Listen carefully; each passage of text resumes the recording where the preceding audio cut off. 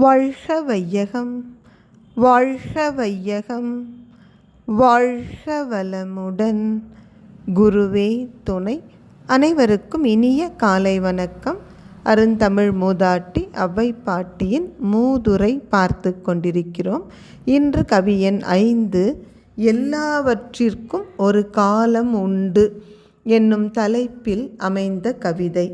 அடுத்து முயன்றாலும் ஆகும் நாளன்றி எடுத்த கருமங்கள் ஆகா, தொடுத்த உருவத்தால் நீண்ட உயர் மரங்களெல்லாம் பருவத்தால் அன்றி பழா.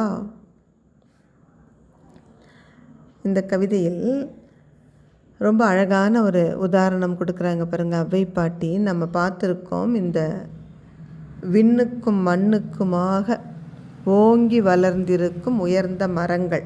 அது பார்க்குறதுக்கு எப்படி இருக்குன்னா, இந்த பூமிக்கும் வானத்துக்கும் இடையே ஒரு தொடுத்திருப்பது போல் தோற்றத்தோடு நீண்டு வளர்ந்து நிற்கும் அந்த உயர்ந்த மரங்கள் எல்லாம் அந்தந்த பருவ காலத்தில் மட்டும்தான் பழம் கொடுக்குமே அன்றி மற்ற காலங்களில் பழங்களை கொடுப்பதில்லை. ஆப்பிள் அதற்குரிய பருவத்தில் தான் காய்த்து பழுக்கும். மாம்பழம் அதற்குரிய பருவத்தில் தான் பூத்து காய்த்து பழுக்கும். அதே போல் நீங்கள் எவ்வளவு முயற்சி செய்தாலும்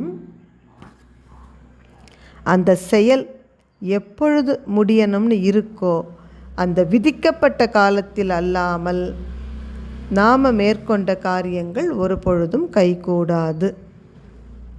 எவ்வளவு அவசரப்பட்டாலும் அந்த செயல் எப்பொழுது நடக்க வேண்டும் என்று இருக்கிறதோ அப்போ தான் நடக்கும். நம்ம என்னதான் முயற்சியை தொடர்ந்து செய்து கொண்டே இருந்தாலும் அந்த செயலுக்கு என்று விதிக்கப்பட்ட காலத்தில் தான் அந்த செயல் கைகூடுமே அன்றி நாம் எத்தனை முயற்சிகளை தொடர்ந்து மேற்கொண்டாலும் அந்த செயல் நடக்காது. எனவே பொறுமையோடு காத்திருப்பதை தவிர வேறு வழி இல்லை. சில சமயங்களில் நம்ம தொடர்ந்து முயற்சி செய்தாலும் ஒரு செயல் கைகூடி வரவில்லை என்றால் அதற்குரிய காலம் வரவில்லை என்று பொருள். அப்பொழுது நாம் பொறுமையோடு காத்திருக்க வேண்டும்.